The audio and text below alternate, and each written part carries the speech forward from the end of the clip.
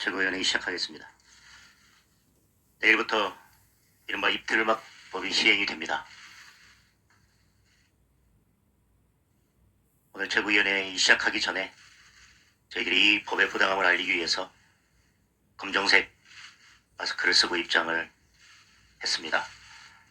구체적인 말씀은 조금 이따 다시 드리도록 하겠습니다. 마스크를 벗고 최고위원회를 진행하겠습니다.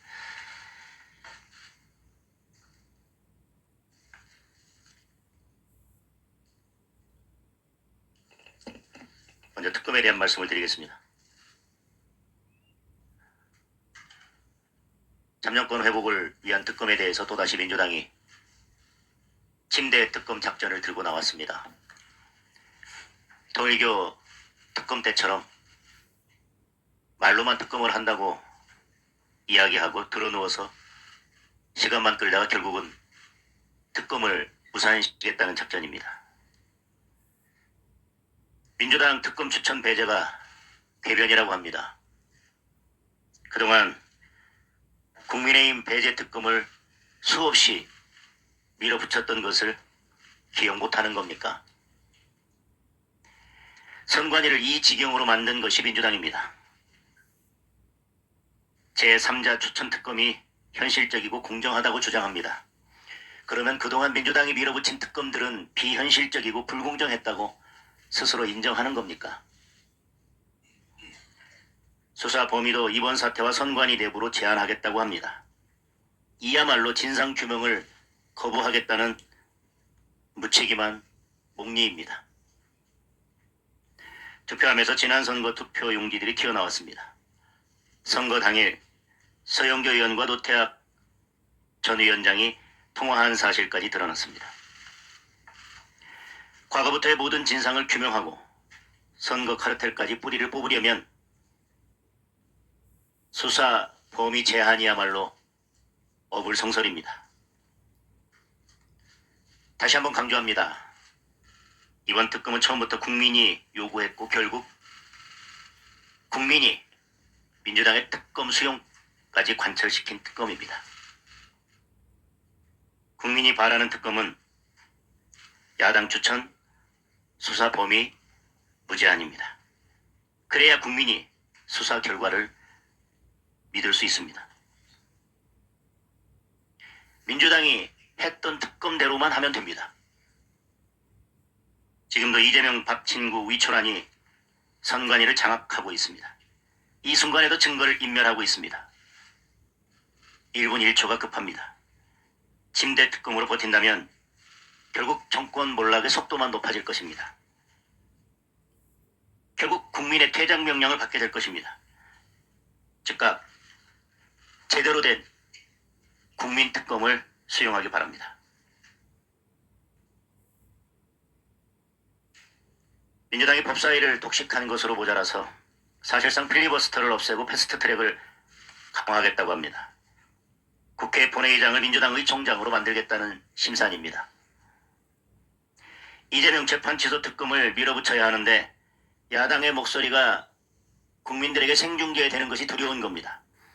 검찰을 해체하고 보안 수사권까지 박탈하면서 국민이 그 진상을 알지 못하도록 막겠다는 것입니다. 이대로 가면 이재명 재판 모두 취소될 것입니다. 이재명과 민주당의 권력형 비리 수사는 올스톱 될 것입니다.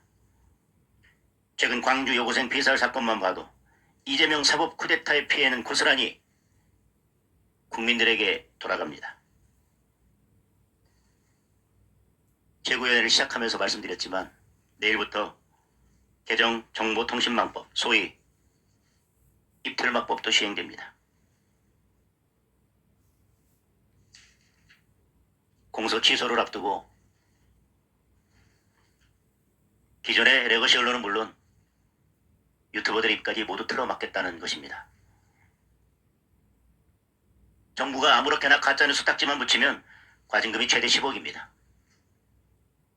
그동안 이재명 정부가 해왔던 행태를 보면 마음대로 가짜뉴스 딱지를 붙이는 것은 일도 아닙니다. 그 무모한 일을 할 것입니다. 하고야 말 것입니다. 결국 모든 국민들의 입을 틀어막고 말 것입니다. 이재명 반대하는 댓글은 온라인에서 완전히 사라질 것입니다. 우리 당만이 아니라 국제 언론 단체들까지도 우려하는 법안입니다. 그런데도 민주당이 밀어붙였고 대통령은 시행령으로 화답했습니다. 반중 언론 문 닫고 감옥 보낸 홍콩의 모습이 떠오릅니다. 국민의 눈을 가리고 귀를 막고 입까지 틀어막으면 끝은 바로 이재명 독재의 완성입니다. 결국 헌법 개정에서 연임하겠다고 나설 것입니다.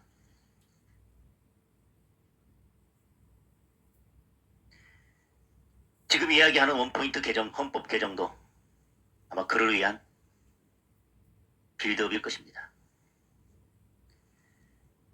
국민의힘은 정보통신망법을 다시 개정해서 국민의 자유를 지키고 올바른 검찰 개혁안을 추진해서 국민을 보호하겠습니다. 국민을 지키는 법을 만들고 권력을 지키는 법은 막아내겠습니다. 경제위기 관련해서도 한 말씀 드리겠습니다. OECD가 우리 경제에 경고장을 보냈습니다. 내년 성장률 전망치를 1.9%로 낮춰 잡았습니다.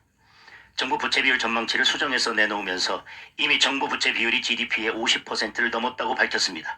부동산 세제부터 교육, 노동, 연금, 재정까지 전방위적인 구조개혁이 시급하다고 진단했습니다. 실제로 지금 우리 경제는 벼랑 끝에 있습니다. 작년 사업자 폐업이 100만에 육박하면서 폐업률이 8.64%에 달했습니다. 소상공인 주요 업종 폐업률은 11.08%로 두 자릿수를 기록했습니다. 자영업자 대출 잔액은 1,000조 원을 넘었고 연체는 22조 원에 달합니다. 청년 일자리는 사실상 절벽입니다. 그나마 힘겹게 버티고 있는 기업들은 노란봉투법의 태풍 앞에 마음을 졸이고 있습니다. 협력업체들까지 성과급 내놓으라고 줄 파업에 나서면 우리 경제는 회복 불가능한 내상을 입게 될 것입니다. 이재명 정부의 경제정책이 근본적으로 잘못됐음을 이제라도 깨달아야 합니다. 이 와중에 미국 의회는 우리 정부의 쿠팡사태 대응을 비판하는 공식 보고서를 내놓았습니다. 백악관도 우려를 표명했습니다. 미국의 무역법 301조 조사에 영향을 끼칠 가능성이 높습니다. 쿠팡의 로비를 탓하면서 가볍게 넘길 수 있는 상황이 아닙니다. 미국의 경제 제재와 보복이 현실화된다면 결국 우리 기업의 막대한 손실과 국민 피해로 이어질 것입니다. 이재명 정권의 유일한 자랑인 증시도 불안하기만 합니다. 외국인은 올해만 국내 주식 157조 원을 팔았고 최근 11일 연속으로 36조 원이 우리 증시를 떠났습니다. 국민연금으로 언제까지 버틸 수 있겠습니까? 증시로 국민의 눈을 속이는 경제 정책이 아니라 기업이 마음껏 투자하고 좋은 일자리를 들여서 경제가 살아나는 올바른 경제 정책을 펼쳐야 합니다. 다시 한번 이재명 정권의 경제 정책 대전환을 강력하게 촉구합니다. 오늘 너무 중요한 날이라서 마지막으로 한 말씀을 더 드리려고 합니다. 오늘 또 여느 때처럼 태양이 솟아오르고 많은 시민들은 여느 때처럼 같은 시간에 일어나서 바쁘게 지금 하루를 보내고 있습니다. 그런데 조금 더 시간이 지나고 나면 역사는 2026년 7월 6일을 그냥 평범했던 하루로 기억하지 않을 것입니다. 어쩌면 대한민국은 2026년 7월 6일과 2026년 7월 7일 사이를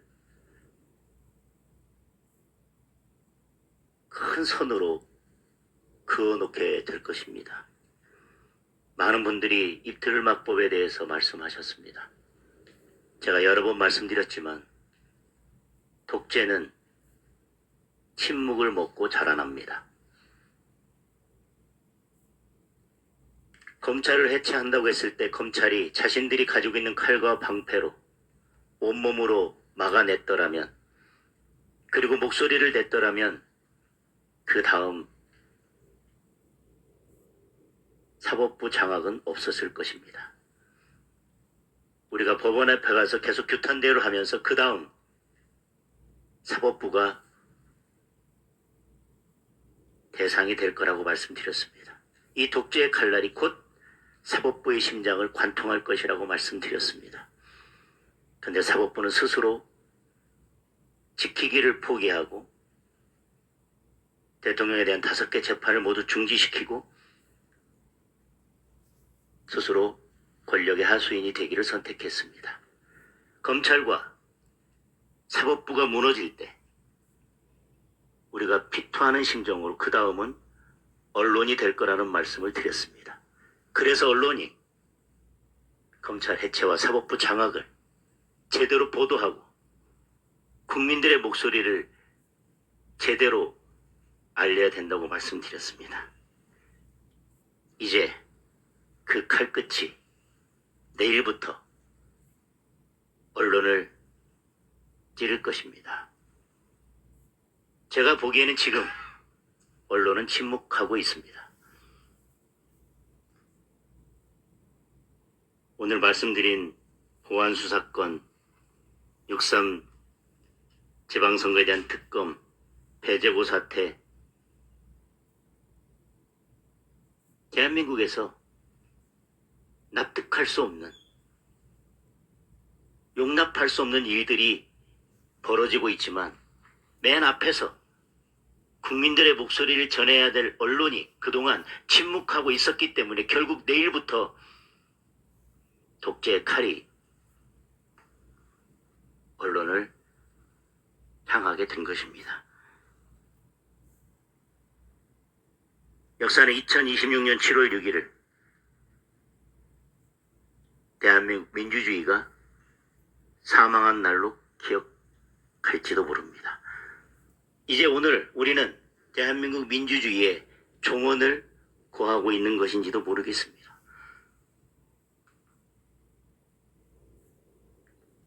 모든 것을 집어삼킨 권력이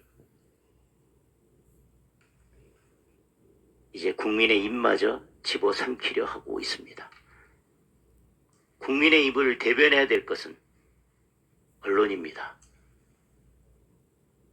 오늘 또 그저 최고위원회에서의 발언을 다운표로 처리하고 균형을 맞추겠다고 말도 안 되는 민주당과 이재명 정부의 발언을 똑같은 개수로 다운표 처리해서 그저 언론 보도하고 끝내고 그저 지나가는 것이 아닌가 두려워서 다시 마이크를 붙잡고 언론인 여러분들에게 당부드리는 것입니다. 정치가 세상을 바꾸는 것이라면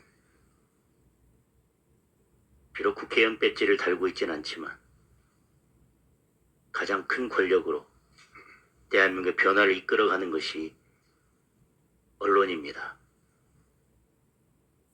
2026년 7월 6일이 역사에서 어떻게 기록될지는 지금 이 자리에 함께 계신 언론인 여러분, 그리고 지켜보는 언론인 여러분의 손에 달려있다고 생각합니다. 제발 언론인 여러분은 이재명 독재의 마지막 침묵자가 되지 않으시기를 간곡히 부탁드리겠습니다.